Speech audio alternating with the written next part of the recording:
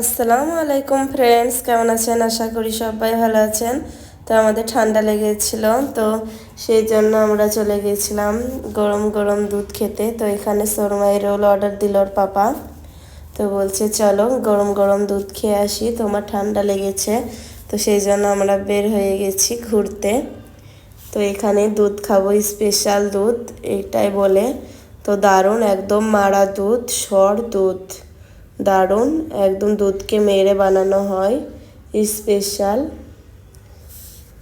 তো